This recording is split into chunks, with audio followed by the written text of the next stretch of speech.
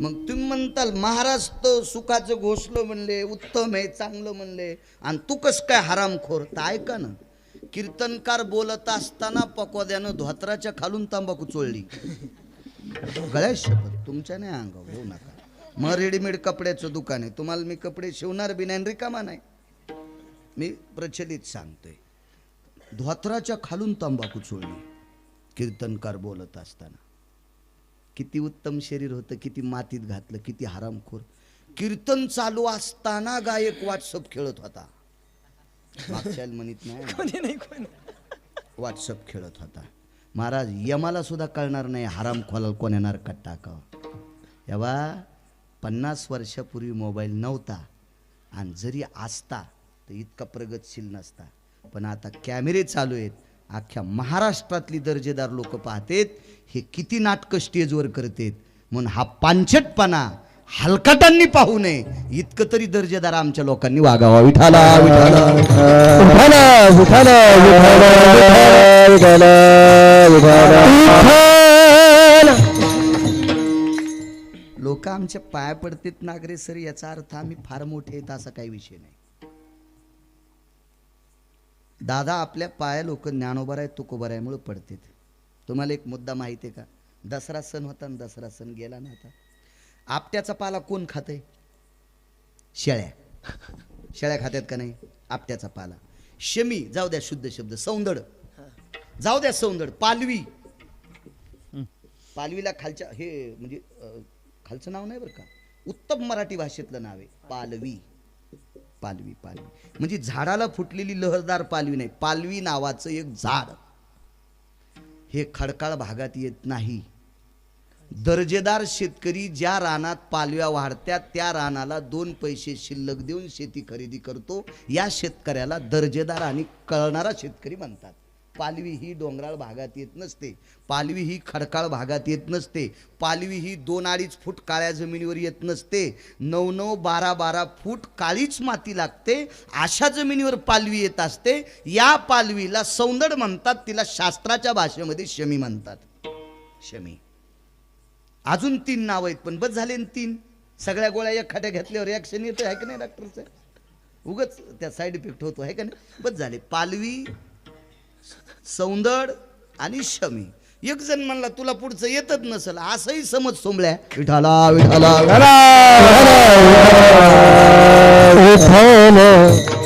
मग आपट्याचा पाला, शमीचा पाला शेळ्या खात्यात. शेळ्या शेळ्या गाई नाहीत खाता, मसरा पण नाहीत खात. कोण खात्यात? शेळ्या. आणि शेळ्याला कळत नाही, शेळ्या धोत्री बी खात्यात.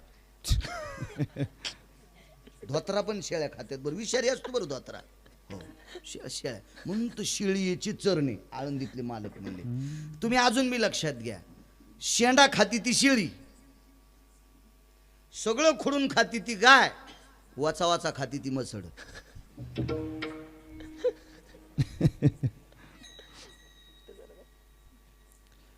गायीनं खाल्ल्याच्या नंतर 4थ्या दिवशी अंकुर फुटतंय. हे दात आणि जीभ गायीची. म्हशीनं वरबाड्यात म्हणून मसडा पांधाडच वरबाडीत असतात. 70% खाती आणि 25 ते 30% तोंडातून खाली पडते मसड. आणि शेंडे छानती, तुळशीची पण ती शेपुडी, ती शेळी. अजून लक्षात ठेवा, एखादी वढाळा असू द्या, पण शक्यतो वैरणीची तुडवातुडी करीत नाही ती गाय. शक्यतो पिळे घेत नाही ती गाय, आणि पिळे घेऊन कासरी तुडी ती मसड. कोणाच्या जीवनात मसड येऊ नये. शक्यतो गायी आल्या पाहिजे. तुम्ही कस काय हसले? तुमची वेगळीच लाईट लागली वाटते, असं समजू नका. तसले दगड टाकायचा मला नादही नाही. विठाला विठाला विठाला विठाला. लोक आमच्या पाया पडतात म्हणजे आम्ही फार मोठे नाहीत. वकील साहेब, बापू, लोक आम्हाला पाया पडून पैसे देतात म्हणजे आम्ही फार दर्जेदार नाहीत. मी सौंदड आणि आपटा सांगतोय नागरे सर. सौंदडीच्या आणि आपट्याची पानं शेळ्या खात्यात, पण पवित्र कोण्या दिवशी केले? सौंदड आपटा रान चारा हातात सोऱ्याचा. तुरा हिरवियासी पुसे कोण वाका देवासाठी मान सौंदर्याचा तारा हातो दसऱ्याचा तुरा हिरवियासी पुसे कोण एका देवासाठी मान सौंदडापटा रान चारा हे तो दसऱ्याचा तुरा हिरवी तरी पुशे कोण एका देवासाठी मान. आम्हाला ज्ञानोबर आहे तुकोबर आहे मिळ किंमत. ज्ञानोबर आहे तुकोबर आहेचं भजन गिरगावकरांना सोड्यावर याला ऊस तोडायला पण बोलणार नाहीत. त्याला माहिती याला मोळ्या उचलायच्या नाही. विठाला विठाला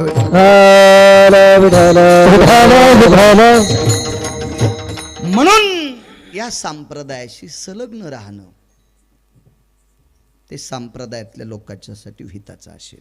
धर्मासाठी असेल तो भाग पुढचा, लोक मानतील हा भाग पुढचा.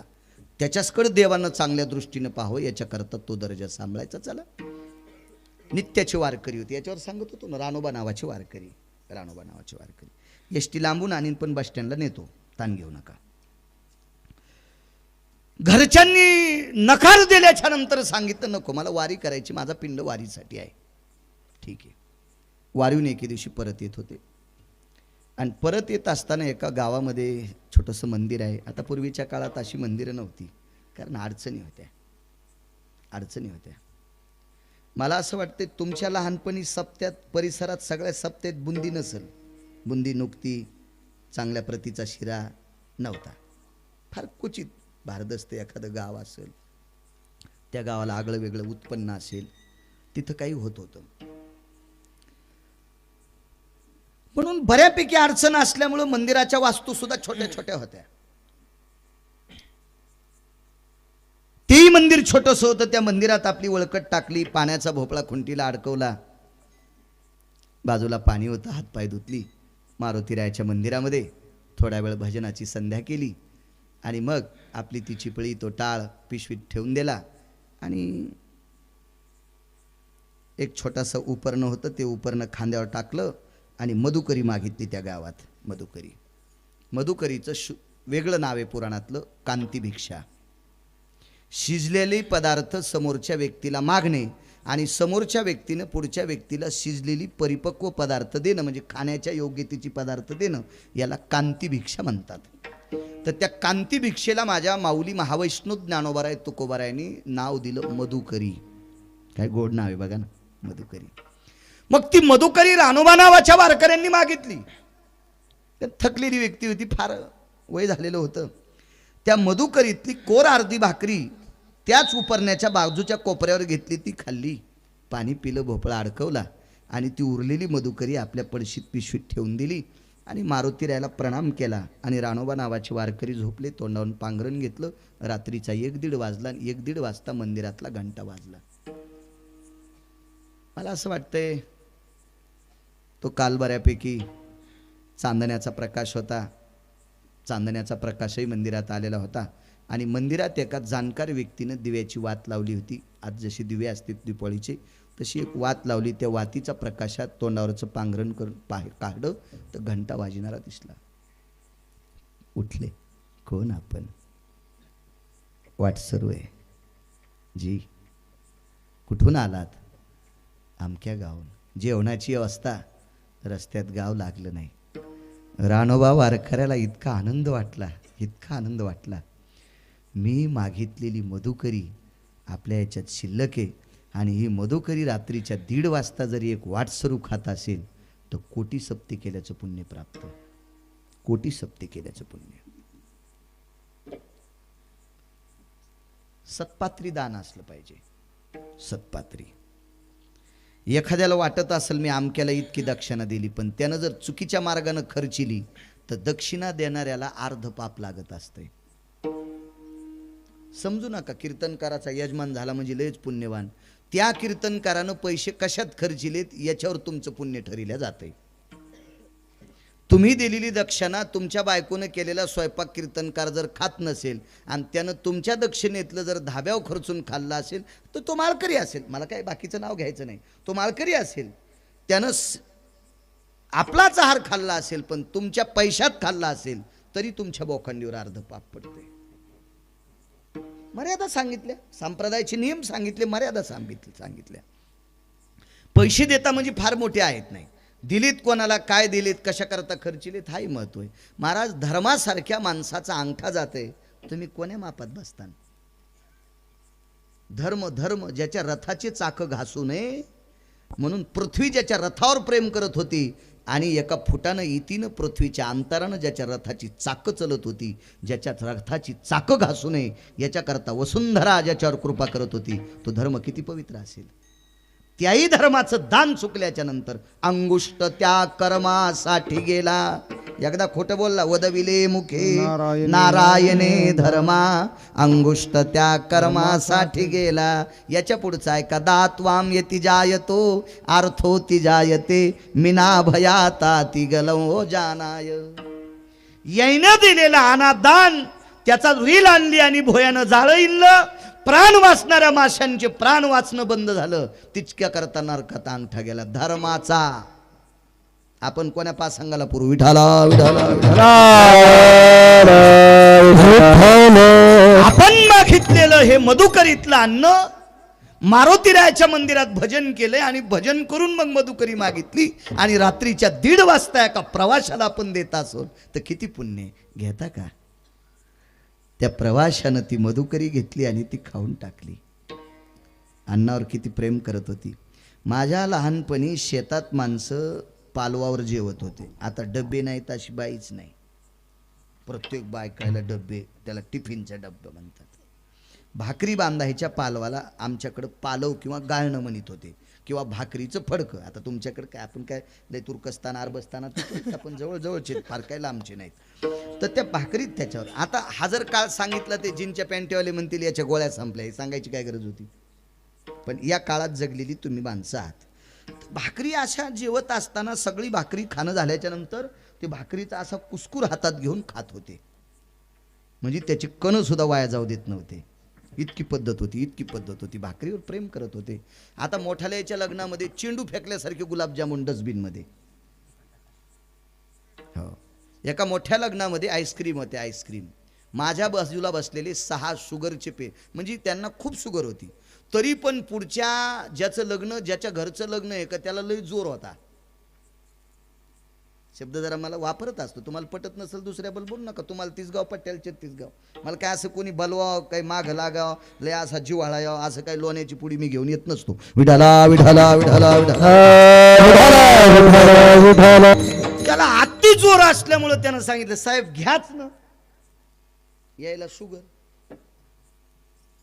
साहेब पण मध्ये त्यांच्यात पण जरासा बैलाचा गुण होता. त्यांच्यात पण शुगर असताना जर आईस्क्रीम घेत असेल तर त्याच्यात जरासा बैलाचा गुण होता. बैलाला सांगू का तुम्हाला, पोट भरल्यावर बी मका टाका, बैल नाही म्हणतच नाही. पोट भरल्यावर पेंड चारा तरी नाही म्हणतच नाही. कोण? बैल. मग माणसानं असं वागावं का? आपल्याला आता पुरे असं म्हणावं का नाही, आपण बैल नाहीत ना.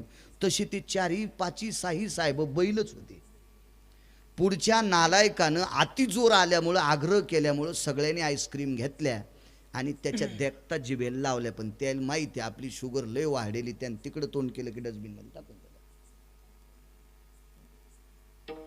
नाही हा पुण्याचा काळ, हा फार शोकाचा काळ. हे प्रगतीचं लक्षण नाही. आपण लग्नात एवढं उष्ट टाकतो, हे सुद्धा प्रगतीचं लक्षण नाही. काय झालं अहो, काय 100-200 कुत्रे खात होते तरी स्वयंपाक उडालात नाही. मोठाडपणा सांगू नको समळ्या. मागचं आठव मागचं. जुन्या लोकांची मत होती, गरिबी आल्यावर लाजू नये, श्रीमंती आल्यावर माजू नये. राणोबा वारकऱ्यांनी ती आणलेली भाकरी त्या वाटसरूनं त्याचे कण सगळे खाऊन टाकले, पाणी पिले आणि त्या वाटसरूनं सांगितलं, कोण आपण? माझ्या आई बाबानं माझं नाव राणोबा ठेवलंय. काय त्यांचा महिमा, काय त्यांचा महिमा. माझ्या आई बाबानं माझं नाव राणोबा ठेवलंय. वा, काय करता आपण? काही नाही. आता काय करता येणार आहे? आता चौथ्या आश्रमात आहे आणि चौथ्या आश्रमात असल्यामुळं पंढरीच्या वारी व्यतिरिक्त दुसरं काही करत नाही. बरं, नित्याची पंढरीची वारी आहे. हो, मला तुमचे पाय दाबू द्या. त्या रानोबा नावाच्या वारकऱ्याने पुढच्या वाटसरूला विचारलं, का माझे पाय दाबता? ऐका ना, अहो रात्रीच्या 1:30-2 वाजता पोटात भुकेचा डोम पेटलाय आणि मी जर रात्री 2 वाजता भिक्षा मागायला गेलो तर लोक मला भिक्षा देणार नाहीत, मारतील चोर म्हणून. रात्री आमची घरं फोडतो का काय म्हणून मारतील. आणि तुम्ही रात्रीच्या 1:30-2 वाजता मला आईसारखं अन्न दिले, मला याची सेवा करू द्या. वारकरी कोणाला म्हणायचं माहिती आहे का? त्या वारकऱ्यानं सांगितलं, मी चौथ्या आश्रमात प्रवेश केलाय आणि चौथ्या आश्रमात प्रवेश केला त्या दिवसपासून आंघोळीला बायकोला सुद्धा पाणी टाकू देत नाही. चौथ्या आश्रमात प्रवेश केल्यामुळे आंघोळीला बायकोला सुद्धा पाणी टाकू देत नाही. तर मधुकरीतली भाकरी तुला दिल्याच्या नंतर तू जर माझे पाय दाबलेस आणि मी जर ते दाबून घेतले तर मला निश्चित तुझ्या घरचा बैल होऊन कर्ज फेडावं लागेल. हे ज्याला कळतं त्याला वारकरी म्हणायचं.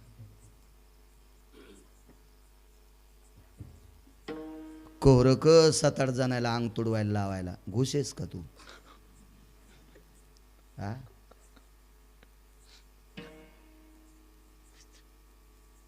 काय सूत्रबद्ध लोक असतील, किती सूत्रबद्ध असतील. नाही, चौथ्या आश्रमात प्रवेश केलाय. नाही, पुढचं ऐकतच नव्हतं. प्रवासी नव्हतं ते पंढरपुरातला जगाचा पाप होता. प्रवासी नाही, तो जगातला पाप आहे, पंढरपुरातला मालक आहे. आणि सांगितलं, रानोबा महाराज दाबू द्या पाय. नाही, माफ करा, माफ करा, माफ करा. ऐकायला तयारच नाही. रानोबा महाराजानं सांगितलं, आपण प्रवासी आहात, वर्ण कोणता आहे आपला? हिंदू आहे, जात हिंदूची आहे, ठीक आहे. आपण सनातनी आहात? होय. रानोबा महाराजांनी काय विचारलं माहिती आहे का? वारकरी संप्रदाय हा जातीचा भेद करीत नाही. म्हणून रानोबा वारकऱ्यांना वाटलं असतं, हा जर मुस्लिम असेल तर याला शपथ त्याच्या देवाची घातली असती, हा जर दुसरा असेल तर त्याला त्याच्या देवाची शपथ घातली असती. म्हणून विचारलं, आपण कोण आहात? मी सनातनी आहेत.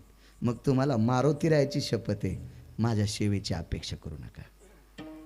मी तुम्हाला सेवा करू देणार नाही आणि माझी सेवा करण्याची इच्छा करू नका. मारुतीरायाची शपथ घातल्या पंढरपुरातल्या मालकाला मारुतीरायापेक्षा दुसरं कोण आवडेल? ठीक आहे. तरी पण पंढरपुरातला मालक देव चतुर जाणून अंतर्वर्त तसे. काय त्यांचा महिमा सांगतोय. पंढरपुरातल्या मालकांनी पायावरचं पांघरण बाजूला केल्याबरोबर रानोबा नावाच्या वारकऱ्याच्या पायाला जखमा झाल्या होत्या. माणसाच्या रूपातल्या पंढरपुरातल्या मालकानं सांगितलं, वारकरी महाराज, माझ्याकडे अशी बुटी आहे, माझ्याकडे अशी जडीबुटी आहे, माझ्याकडे असं औषध आहे, माझ्याकडे असा लेप आहे. तो लेप तुमच्या पायाला लागल्याच्या नंतर तुमच्या जखमा दुरुस्त होतील आणि तुम्हाला प्रवास करण्यासाठी सोपं जाईल. वारकऱ्यानं सांगितलं, द्या तो लेप, द्या ती बुटी, द्या ते चूर्ण, द्या ते औषध, द्या ते चाटण. खायचंय का, अंगाला लावायचंय का, प्यायचंय, द्या.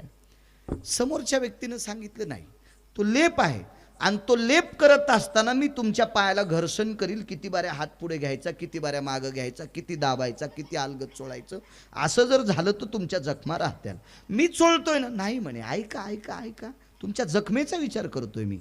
आणि विटेवरच्या मालकानं नाना प्रकारचं नाटक करून हाताला औषध लावून रानोबा नावाच्या वारकऱ्याच्या पायाला औषध लावल्याबरोबर डोळ्याचं पापण लवतं एवढ्या अवकाशात जखमा दुरुस्त झाल्या. पण ते वारकरीच होते. त्यांनी लगेच मनगट धरलं, कोण आपण, कोण आपण, कोण कोण? अहो, मी प्रवासी आहे, मला आयुर्वेदाचा अभ्यास आहे, मला झाड पाल्याचं ज्ञान आहे. हे अमक्या प्रकारच्या झाडाचा पाला तुमच्या पायाला लावल्या जखमा राहतात ते मला कळतंय. रानोबा नावाच्या वारकऱ्यानं सांगितलं, 90 ओलांडली हो, 90 ओलांडली. तीर्थयात्रा करत असताना बऱ्यापैकी वैद्य पाहिलेत मी, असे काही वैद्य पाहिलेत की तेच आजारी येतं. आणि जगातला तुम्ही एक सामान्य वैद्य मला सापडलात. स्पर्श केल्याबरोबर डोळ्याचं पापण नव्हतं एवढ्या अवकाशात माझ्या जखमा राहतात. मला सांगा ना, आपण धन्वंतरी आहात का? आपण सुषेण आहात का? कृतात्रेतायुगात सुषेण, समुद्र मंथनातले आपण धन्वंतरी आहात का? नाही, मला आयुर्वेदातलं कळतंय. सांगा ना आपण कोण आहात. भक्तीची ताकद सोडू शकत नाही. रूप प्रगट झालं, चतुर्भुज मूर्ती प्रगट झाली. ती मूर्ती म्हणजे विटेवरचा मालक होता. गुडघ्यात वाकलेले रानोबा नावाचे वारकरी विटेवरच्या मालकाच्या पायावर डोळे ठेवले, डोकं ठेवलं. देवा, माझ्या तळपायाला तुमचा पवित्र हात लागतोय. देवानं आपली सेवा केली याच्याकरता वारकरी रडत होते. आणि एका वारकऱ्याची सेवा केली म्हणून आनंदाश्रू विटेवरच्या मालकाच्या डोळ्यातून येत होते. काय अलौकिक योग असेल तो. जवळ बसले आणि गप्पा करत असताना विटेवरच्या मालकानं सांगितलं, रानोबा जी जी प्रभू जी, पायाच्या जखमा दुरुस्त झाल्या, घोट्याच्या जखमा दुरुस्त झाल्या, पण गुडघे वाकलेले ते सरळ करू का? मान खाली घातली आणि खाली मान घालून सांगितलं, देवा, काय गुडघे सरळ करण्याच्या गप्पा करता आपण? काय त्यांचा महिमा सांगतोय.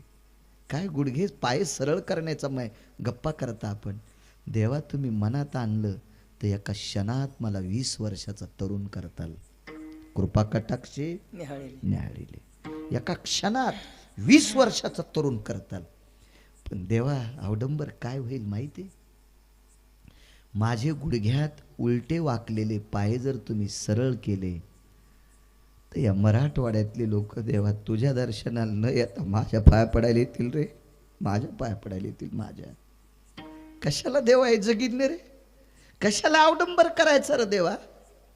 हे जगदानंद कंद जगतपते, वंशातल्या कोण्या व्यक्तीचं पुण्य उदयाला आलं म्हणून मी तुझा वारकरी झालो देवा. अरे नये योगियाच्या ध्याना, तपी योगी सिद्ध अनुरागी रात्रंदिवस तुझा टाळ फोडतात तरी तू त्यांच्या स्वप्नात नाही. तो आम्हा पाशी मागे पुढे आणि तू पायाला लेप करतोस देवा. हे फक्त वंशातल्या लोकांचं पुण्य उदयाला आलं म्हणून तुझी वारी करतो हा योग आलाय. आणि आता तू जर पाय सरळ केले तर तुझ्या दर्शनापेक्षा माझ्या दर्शनाची गर्दी होईल रे. लोक विसरतील रे देवा. हा संप्रदाय चमत्कारी नाही पण साक्षात्कारी आहे. हा वारकरी संप्रदाय चमत्कारी नाही पण साक्षात्कारी आहे. नकोय देवा नकोय. दृष्टांत संपला. रानोबा नावाचे वारकरी, महाराष्ट्रातला वारकरी संप्रदाय पंजाबपर्यंत नेऊन घातलेले 700 वर्षापूर्वीची एक व्यक्ती संत शिरोमणी नामदेवराय, आणि 70 वर्षापूर्वी हा वारकरी संप्रदाय उत्तर भारतापर्यंत नेऊन पोचणारी व्यक्ती ज्ञानोबारायांच्या नंतर ज्ञानसूर्य कोण असेल तर रंगनाथ गुरुजी परभणीकर. तुमच्या परिसरात गुरुजींचे सप्ते जास्त व्हायचे. गुरुवर्य साखरे महाराज जास्त सप्ते ती परंपरा होती. गुरुवर्य रंगनाथ गुरुजी परभणीकर, ज्यांचे नातू त्यांना म्हणायचं रानोबा महाराज. देवानं ज्यांच्या पायाला लेप करावा, पंढरपुरातला मालक ज्यांच्या कामा करता येतोय, एवढा दर्जा त्या संतांचा आहे. त्या संतांचं किती वर्णन करू म्हणून मालक पाहिजे. त्यांचा महिमा वर्णू वारंवार, काय त्यांचा महिमा वर्णू वारंवार,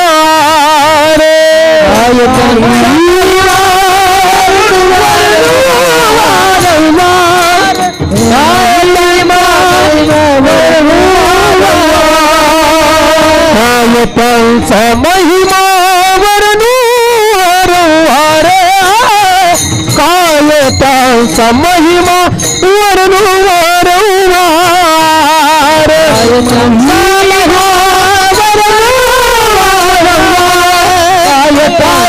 महिमा भक्त थोरा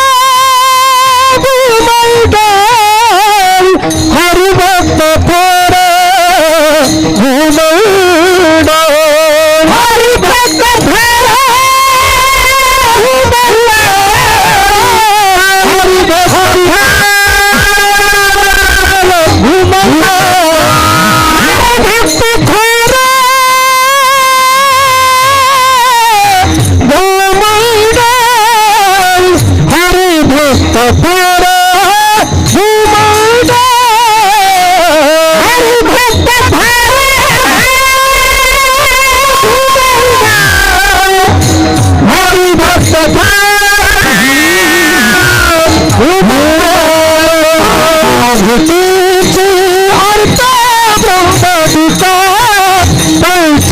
भेटीची अर्थ ब्रह्मादिका कळतीये भेटीची अर्थ ब्रह्मादिका कळतीये भेटीची अर्थ ब्रह्मादिका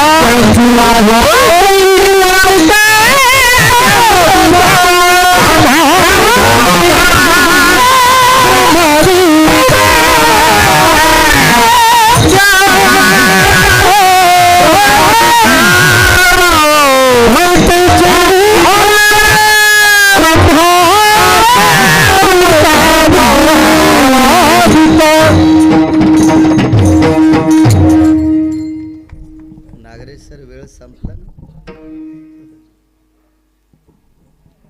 हो कुलकर्णी सर संपला ना वेळ नाही.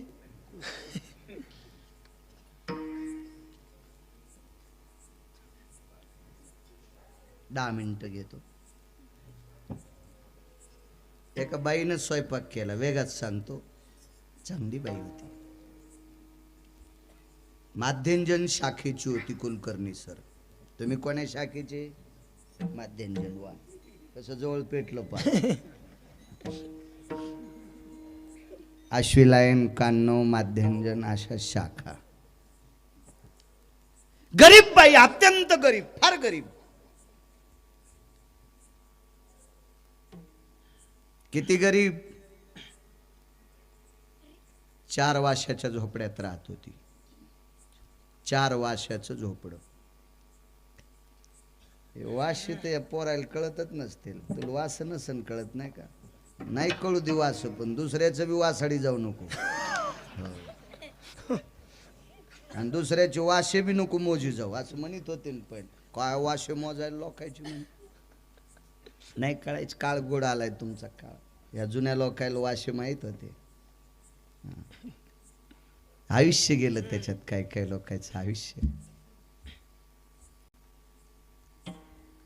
आपण सगळी खेड्यातलीच माणसं नागरे सर. जुना काळ जर पाहिला ना, तर श्रावण भाद्रपद महिन्यात दिवसभर रानात काम करून आलेली बाई त्या चुलीपाशी जेवण करून घरातली लोक जिथं जिथं झोपतील आपोआपल्या परीनं जागा असायच्या. त्या चुलीवरचा गरम तवा खाली टाकायचा, त्याच्यावर बोंद्र टाकायचं आणि ती पाठ शेकीत होती इळभर काम केल्यावर. अशा परिस्थितीत राहिलेली लोक, तशी ती म्हातारी होती. मी काय असा फारसा खूपसा दुष्काळ पाहिला नाही, पण बऱ्यापैकी काही माणसं पाहिली. आम्ही एका बऱ्यापैकी ज्या व्यक्तीला त्या काळात त्यांच्याकडे ज्वारी असायची, अशाचा बाण कापायचा वेळ आला. एकदा योग आला. बाण गोंडवाळ नावाचं एक गवत आहे, माहीत असेल शेतकऱ्यांना. हे गोंडवाळ नावाचं गवत गोंडे उमलायच्या अगोदर जनावरं खातात आणि त्याचे गोंडे उमलले की त्याला कुसळ येते. मग हे गोंडवाळ जनावरांच्या खाच्या कामी नाही. हे जर फार वाढलं तर याचे कोठे शिवित होते. कोठे. असं गोंडवाळ गवत कापायचा योग आला. त्यावेळेला आम्ही 3 लोक होतो. आमच्या दोघांकडे 1.5 भाकरी होती. पण आमच्या तिघामध्ये जो एक रोजदार होता त्याच्याकडे 27, 28, 29 फक्त वांगे मीठ टाकून उकळलेले होते. भाकरी चतकोर सुद्धा नव्हती. दुपारची भाकरी जेवायला बसल्याच्या नंतर, खाड्यासाठी बसल्याच्या नंतर आम्हाला असं वाटलं की दोघांना वाटलं की यांना अर्धी अर्धी द्यावी. पण पुढचा विद्वान माणूस होता. त्यानं विचार केला यांची अर्धी अर्धी घेतली की यांनाही 1.5 भाकरी त्यांचं काही दुपारचं भागणार नाही. म्हणून त्यांनी चतकोर आमच्या दोघांची घेतली आणि त्यांना अर्ध्या भाकरीमध्ये 22 ते 23 वांगे एवढ्या घासाला एक वांग खायचं. काय परिस्थिती असते. 72ला एका तलावाचं काम चालू होतं. घरडेला प्रसंग सांगतो. त्या तलावाचं काम चालू असताना सोमवारी बाजार होता जवळच्या गावचा, म्हणून सोमवारी वर्षल पगार वाटायला यायचा. तर पगार वाटायला रांगेला लागलेली एक बाई वटीमधल्या आंबाड्या खात होती. आंबाड्याही तुम्हाला कळणार, मीठ लावून भाजल्या होत्या, ती खात होती. एखादा म्हणील हे कीर्तनात सांगायची काय गरज आहे, या लेकरायला कळावं गरिबी मागच्या बापदाद्याची. या परिस्थितीत आपल्या बापदाद्यानं एक टायमाच्या पोटाला चिमटा देऊन पोटाला कसा बांधून आपल्याला इती 2-2 इती जमिनी कमवून ठेवल्यात. आता त्या म्हाताऱ्या लोकांना आम्ही तरुणांनी सांभाळणं अत्यंत गरजेचं आहे. हे कोट्यावधी सप्ते केल्याचं पुण्य प्राप्त होईल. आम्ही जर म्हाताऱ्या लोकांचा आदर करीत नसोल आणि 2-2 किलोच्या तुळशीच्या माळा घरात घालून फिरत असोल तर त्याच्यासारखा कसाही जगात कोणी नसेल. विठाला विठाला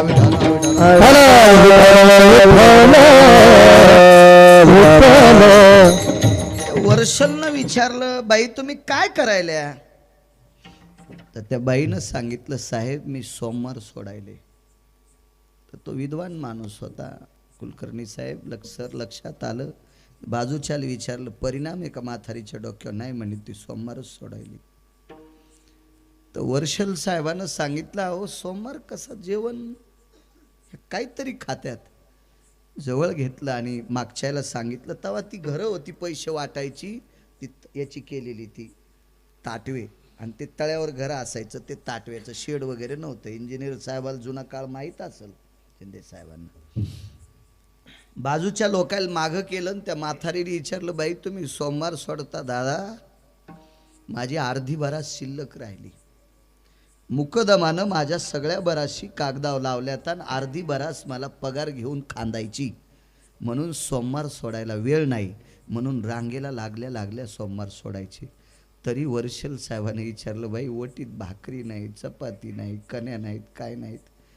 बाईनं सांगितलं, साहेब मागच्या 3 दिवसापासून घरातली 8 लोक आम्ही आंबाड्याच खातो, भाकरी का खात नाहीत? आज तुम्ही पगार दिल्याच्या नंतर ज्वारी विकत घेऊ आणि मग त्याच्या भाकरी करू. ती बाई मी डोळ्यानं पाहिली. कल्पना करा काय परिस्थिती असेल त्या काळात. अशीच परिस्थिती त्या म्हातारीची. आणि ती म्हातारी श्रीमंत श्री जगद्गुरु तुकोबारायच्या दर्शनाला गेली आणि तुकोबारायचं दर्शन घेतलं आणि एकच मागितलं, तुमच्यासारखे 5-10 वारकरी माझ्याकडे जेवायला यावे.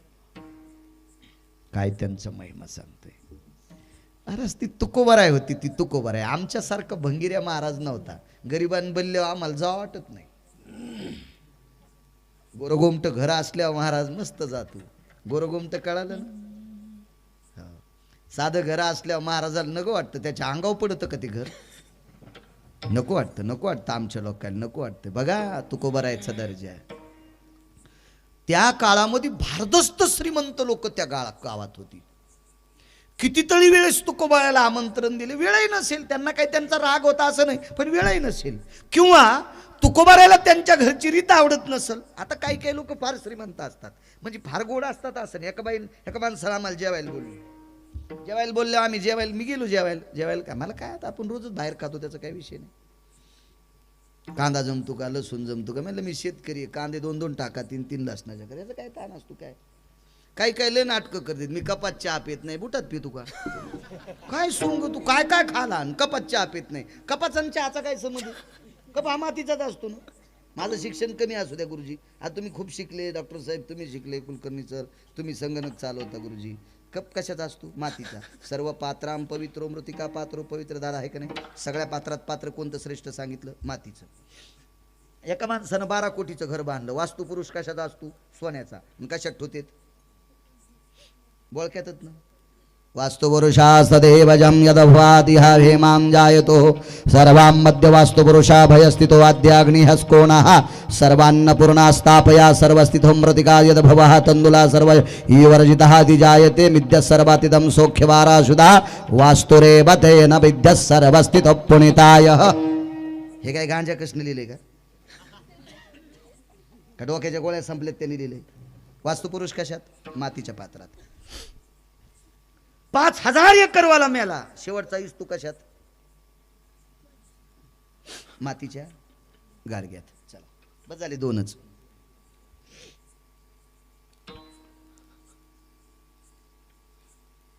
1000 कोटी ज्याच्याकडे रुपये आहेत अशा नवरदेवाचं लग्न झालं. हळकुंडन सुपारी मडक्यात घालून वरून कपडा लावून कानात भिन्न खाते सर्व गोत्रे भिन्न गोत्रे समगोत्रे गोत्रे भोस्तिता असंच नको करणी सर.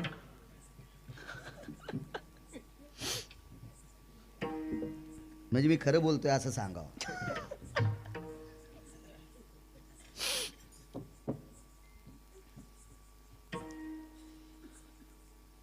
20,000 कोटीची प्रॉपर्टी एका बाईच्या मालकाला.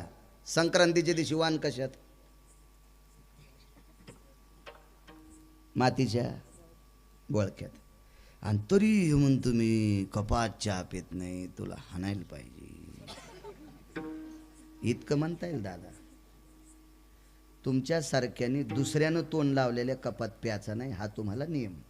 कारण तुम्ही संन्यासी आहात, तुम्ही ब्रह्मचारी आहात, आम्ही भरके आहेत.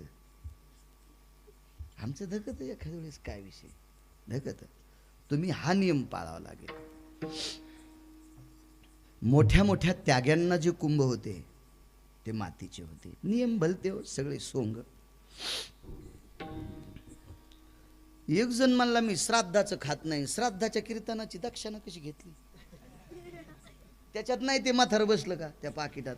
नाही संध्याकाळी तू या छातीवर उड्या हाणायचं का?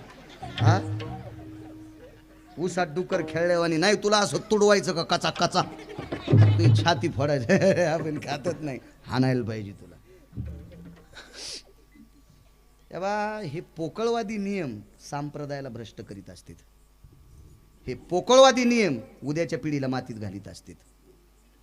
एका फार मोठ्या विद्वान व्यक्तीचा प्रसंग मी पाहला, म्हणजे ऐकला. माझ्या अगोदर मला माझ्या कळण्याच्या अगोदर 9 वर्षांती गेले. एक व्यक्ती कर्मकांडात इतकी निपुण होती. 10व्याचं कर्म केल्याच्या नंतर 1 रुपया तर कधी कोणाचा घेतलाच नाही. पण ज्या धोत्रावर कर्म केलं ते धोत्र दुसऱ्याला आंघोळ करून वाळून दान द्यायचं आणि मग दुसरं धोत्र घालून प्रपंच करायचं. काय काय नीतिमत्ता हे स्वतंत्रबद्ध असते. काय एक जण म्हणला मी लसूणच खात नाही आणि 20% पैसे वाटायला. म्हणजे जित्या माणसाचं रक्त प्यायला लसणात आणि याच्यात काय लोय नाटकं लोकांची. इतकी नाटकं बघायचंच काम नाही. एक जण म्हणला मला ज्ञानेश्वरीच्या लय वया पाठ आहेत. अरे वया लय पाठ आहेत. मला वाटतं एक ते कोण होते प्राध्यापक संभाजीनगरचे ज्ञानेश्वरीवर प्रवचन करत युम पठाण. हो प्रचंड विद्वान होते, प्रचंड विद्वान. ते समाधान मुस्लिम समाजातले होते. APJ अब्दुल कलाम गीता पाठ होती, त्यांना गीता पाठ होती. असं काय नाही, प्रचंड विद्वत्ता असल्याच्या नंतर कोणालाही पाठ करता येते. मग तुला ज्ञानेश्वरी पाठ झाली म्हणजे लई शहाणा आहे का? तू ज्ञानेश्वरी सारखं वागतो किती ते सांग. विठाला विठाला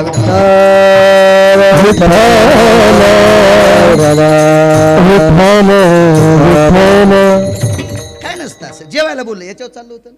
जेवायला बोललं, आंब्याचा रस वगैरे असं पद्धतशीर जेवायला केलं, कुरड्या पापड्या. बाई किती सात्विक होती याच्यावर सांगतोय. तुकोबारायला बरेच बोलीत होते पण जात नव्हते त्यांच्याकडे. त्या बाईनं स्वयंपाक केला, मी जेवलो.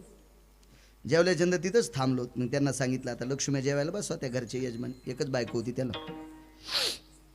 पण स्वयंपाकाला शेजारनी दोघी तिघी आलत्या. म्हणलं बसा ताई तुम्ही जेवायला. जेवायला बसलं. मी बाहेर गेलो पुन्हा असा मध्ये आलो. पाहताना 4घी जण जेवायला बसलेल्या पाहिल्या. तर तिघीच्या ताटात भजी होते आणि एकीच्या ताटात नव्हते. तर जिच्या ताटात भजी नाही ती त्याची बायको होती, ज्याला आम्हाला जीव घातलं त्याची. मी म्हणलं दादा तुमच्या मंडळी भजे खात नाहीत का? नाही म्हणले महाराज तिला भजे तर लय आवडत आहेत. मग आता ताटात कसं काय नाही? नाही म्हणले ती आता खात नाही, ती तळतानाच खाती.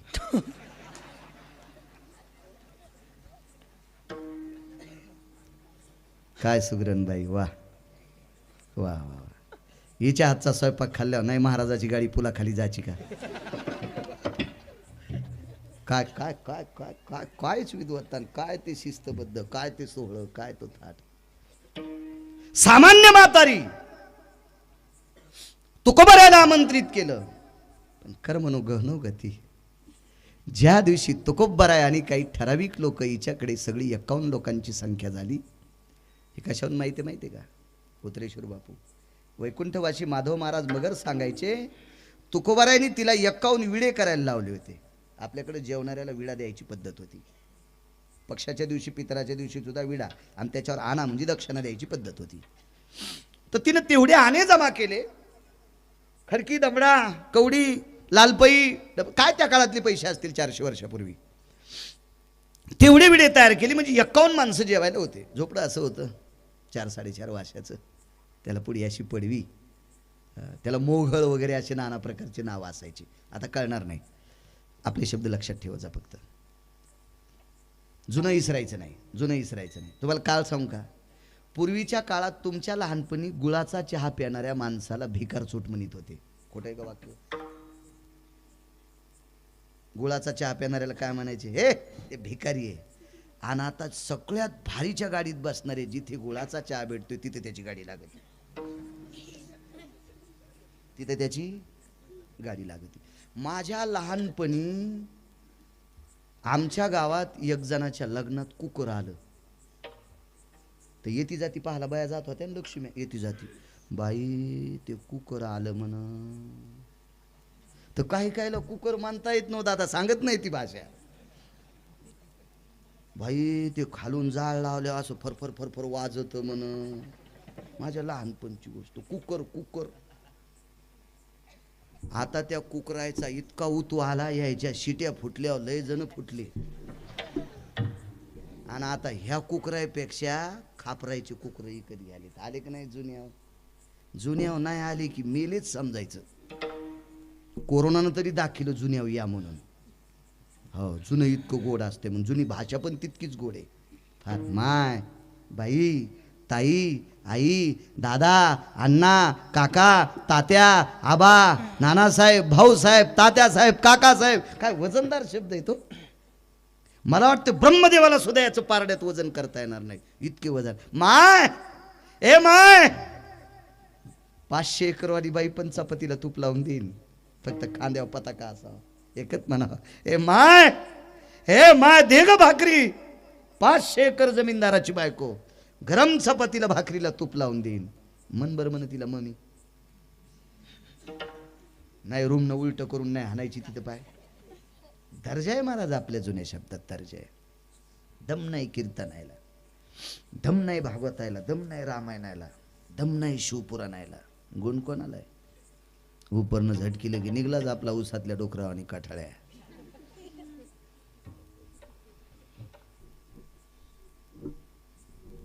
पडवीत मोघळ होतं. पंत्राळ्या लावण्यासाठी पाठीलं, त्याच्यातले 2 जण वापस आले. तुकोबाराने विचारलं का? शेजारची भिंत झोपड्यावर पडते. काय त्यांचा महिमा सांगतोय? तुकोबाराने सांगितलं भिंत पडते. अरे एका पवित्र स्त्रीने सुदाम, सु म्हणजे चांगला, दाम म्हणजे पैसा, कष्टाचा ताम खर्चून आपल्या वारकऱ्याला जेवायला केले.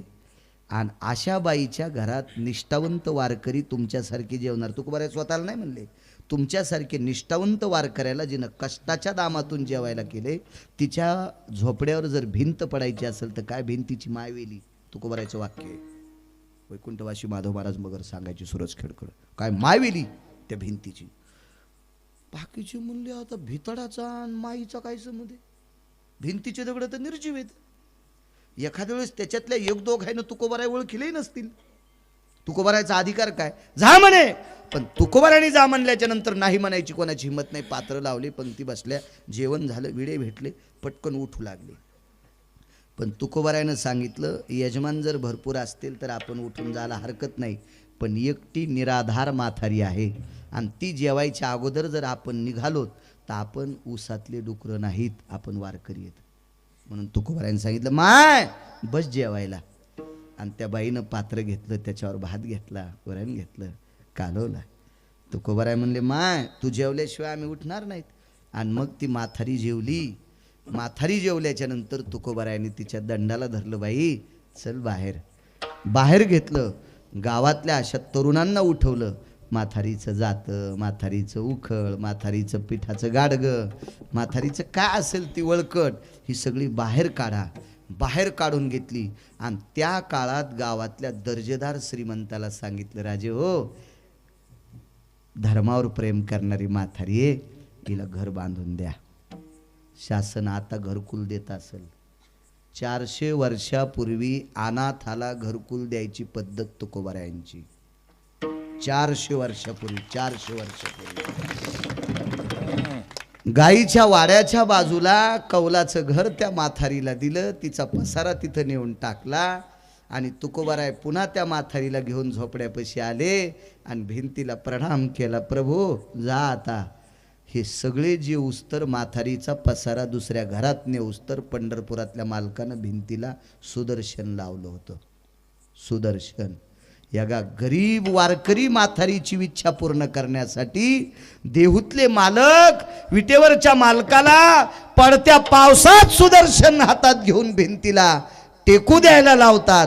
हा काय दर्जा आहे, काय त्यांचा महिमा वर्णो वारंवार विठोबा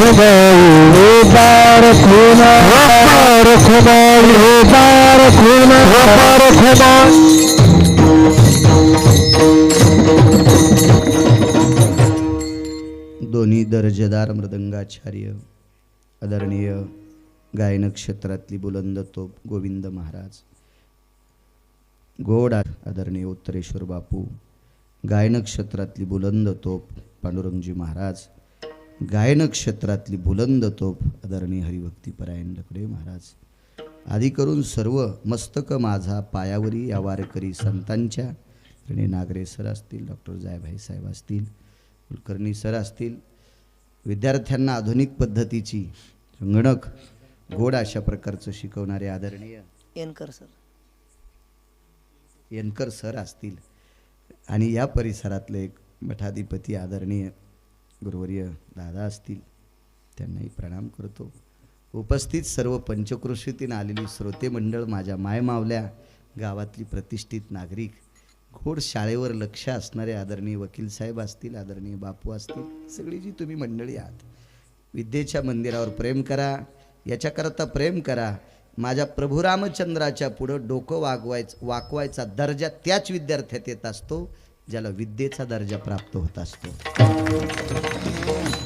भविष्यात आपला धर्म, आपल्या भारतीय संस्कृतीची वैचारिक प्रणाली विटेवरच्या मालकाला आवडेल अशी प्रणाली सांभाळायची ताकद दर्जेदार विद्यार्थ्यात येत असते. आणि त्या विद्यार्थ्याचा दर्जा वाढवायचं केंद्र कोण असेल, या विश्वातलं 3 मंदिरापैकी एक पवित्र मंदिर कोणतं असेल तर ते विद्येचं मंदिर आहे. त्याही मंदिराकडे तुम्ही गोड लक्ष ठेवत जा. पुनश्च सर्वांना प्रणाम करतो. आणि पवित्र चालत असलेली ही पीरकल्याण ग्रामस्थ वासियांची ही पवित्र परंपरा, या दिवाळीचं एक अनन्यसाधारण महत्त्व आहे. आपल्याकडं दिवे नुसते दिवे लावण्यापुरती दिवाळी नसावी, गोडधड पदार्थ खाण्यापुरती नसावी, भावानं बहिणीला आणण्यापुरती नसावी. याच्या पाठीमागं फार दिव्याची त्याचं कारण काय, दिवे का लावावे, कशाकरता लावावे, हे सगळ्या गोष्टीचं फार मोठं नाविन्य, अनन्यसाधारण महत्त्वाची प्रणाली जी कोणती आहे तर हा दिवाळीचा सण आहे. आणि या पवित्र उत्सवामध्ये सर्वांना कोटी कोटी अशा प्रकारच्या शुभेच्छा देतो आणि माझ्या वाणीला विराम देतो. ज्ञानेश्वर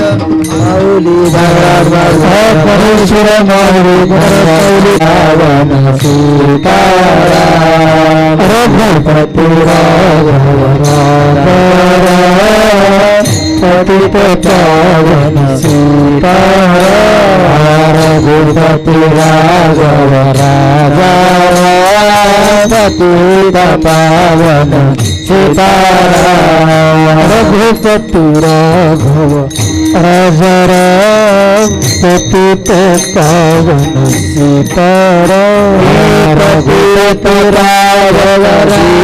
सीताराम पतित पावन सीताराम,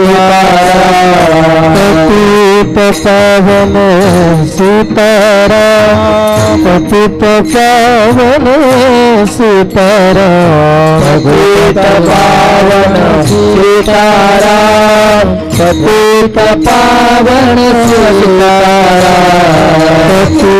राघव राजा पतित पावन सीताराम, रघुपति राघव राजा पतित पावन सीताराम, रघुपति राघव राजा पतित पावन सीताराम, रघुपति राघव राजा पतित पावन सीताराम, रघुपति राघव राजा पतित